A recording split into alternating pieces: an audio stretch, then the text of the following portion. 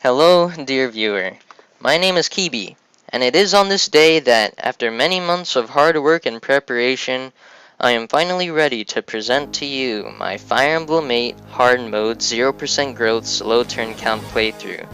Now, as excited as I am to get right into the action, I believe that having an introductory video allows me to lay down the groundwork of the playthrough to the viewer, which helps with understanding what this playthrough is all about. I'm sure that a good number of you, though, are already familiar with Don's playthroughs, and thus are already aware of what this type of playthrough entails. But I would say watching this playthrough would still be beneficial to understanding the more specific rules and details. Now, let's move on to the primary topic at hand. What are the defining aspects of this playthrough? I do find that the easiest way of explaining this is by explaining each of the terms I use when describing this playthrough. So here goes. The first of these terms is FE8. Fire Emblem, the Sacred Stones, is the 8th main installment of the Fire Emblem series, released for the Game Boy Advance. However, since the name Fire Emblem, the Sacred Stones is a bit of a mouthful, I tend to call it Fire Emblem 8, or shortening it even further, produces the FE8 nickname I use in the title. Fire Emblem 8 features the royal twins Erica and Ephraim and their journey to save the continent of Magvel from the forces of evil. However, since the primary focus of this playthrough is on gameplay, I will not be showing or talking about the story details very often. The HM part is short for Hard Mode, which refers to the difficulty this playthrough will be played on. The GBA Fire Emblem games were among the first in the series to feature harder difficulty modes, and Fire Emblem 8 is no exception. Fire Emblem 8 is already considered one of the easiest games in the series as well, so playing on hard mode just makes things more interesting for both me and you, the viewer. And now it is time to explain the crux of this playthrough and its most defining aspect, 0% growths. In virtually every RPG, there exists a level up system in which, after a character engages in enough combat, they are rewarded with additional stats which increase their combat potential. In Fire Emblem games, the stats which increase upon level up are determined by a unit's innate growth rates. Units have different growth rates for each stat, and the game checks these growth rates to determine which stats increase upon level up. The premise of a 0% growths run is that every playable character gets all of their growth rates set to, you guessed it, 0%, which means that they will never gain stats upon level up. This has a few implications. Namely that a unit's base stats are essentially the only stats they'll ever have, and that the only methods of increasing these base stats are through promotion and stat boosters, both of which I'll explain when they come up in the actual playthrough. This also makes the game a lot more difficult than it normally is, since the enemies get stronger as the game progresses. Meanwhile, the player units can't really grow alongside the enemies. Next is LTC, which stands for Low Turn Count. I must admit, even though any 0% growth playthrough is tough stuff, Fire Emblem 8 is still among the easiest games to beat in 0% growths, since it doesn't really offensively pressure the player too much, allowing the player to defensively lure out the enemy team and beat them down with enough time. But that would be no fun to play, and more importantly, it would be even less fun to watch, which is why I'm playing under the low turn count limitation. All Fire Emblem games operate under a turn-based combat system, where the player and enemy go back and forth moving units, engaging in combat, and that sort of stuff. A low turn count playthrough has the goal of beating the game in the least amount of turns possible. Playing with the low turn count restriction in mind, which I will now refer to as LTCing, encourages an offensive style of strategy, since you must clear chapter objectives within only a few turns. I find this very fun and tactically challenging, at least compared to more defensive bait and switch strategies. I would like to note that obtaining a low turn count is not to be confused with obtaining a low time count, better known as speedrunning. Indeed, low turn count strategies often take more inputs to perform, not suiting them as good strategies when trying to beat the game in the least amount of time possible.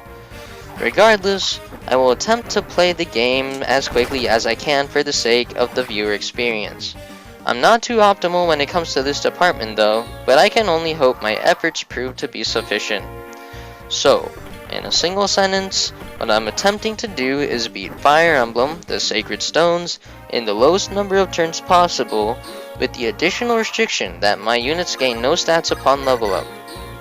Those are indeed the most defining traits of this playthrough, which is why they're on the title of the video, but there are a few more I should note which are still relevant. The first of these is full recruitment.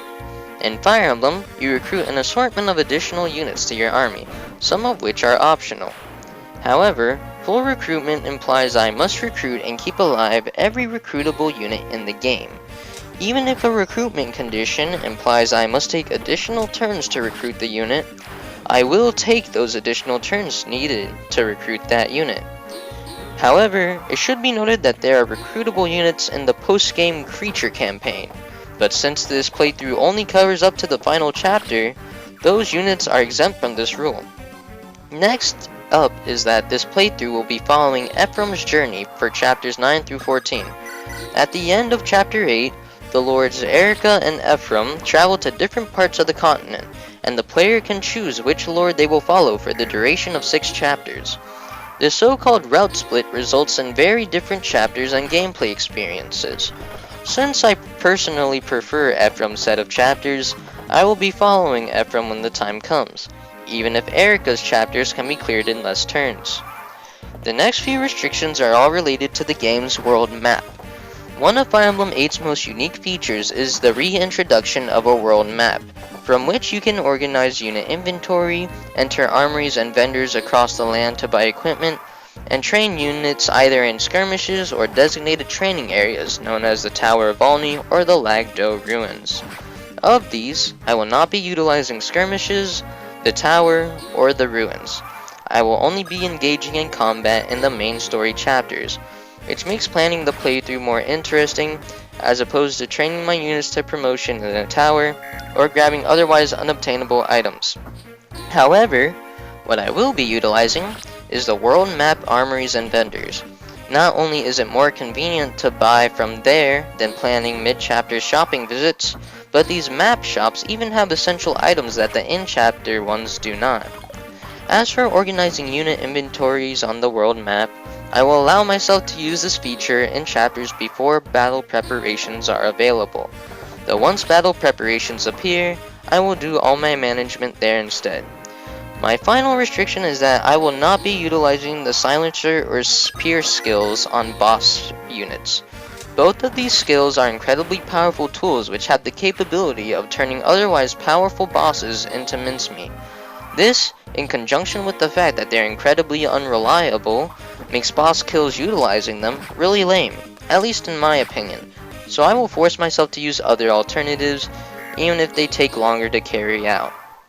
I don't think this restriction would make much difference if I extended it to normal enemies, and I never deliberately rig one of those skills to proc on a normal enemy either, so there's no real concern there. On a general note, I do care about reliability of strategies, and I always attempt to have a strategy be as reliable as possible while still adhering to the low turn count. Well, that's it for the gameplay aspects of this playthrough, but to close, I would like to go further in depth about the presentation aspects.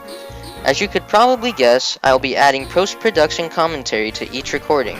This is for a few reasons, the main one being so that I can explain the strategy and nuance of the chapter as it's happening. However, I also find commentary makes the gameplay more enjoyable to watch, not to mention that hearing someone explain a chapter is preferable to reading a huge box of text. I can't say I'm very used to this style of commentary though, so I hope to improve as we go along. Next, for every chapter, I will have annotations down in the description for a few purposes.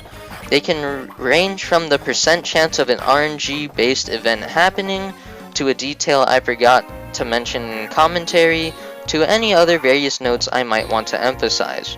Finally, since I only have a limited amount of time to commentate a chapter, I will be making posts on Serene's Forest forums, which will contain everything major that I cannot adequately explain during commentary, whether relating to strategy, units, or mechanics. To close this video out, I suppose I will say that I desire to have this playthrough be quite beginner friendly, since I truly think LTCing is a fun experience to both witness and engage in, regardless of a player's quote-unquote skill level. As such, I will be explaining as much as I can in terms of tactics and strategy. However, I cannot spend time explaining every single little detail and mechanic for those who have not played the series in general. As such, I don't think this playthrough will be a good introduction to the general Fire Emblem experience, and the more familiar you are with the series, especially Fire Emblem 8 itself, the easier it will be to follow this playthrough. I believe that's all I have to say. I really am excited to get into the action, and so I hope that you will join me tomorrow where we will finally encounter the first few chapters of the game. Until then, I'll see you guys next time, and I hope you all have a wonderful day.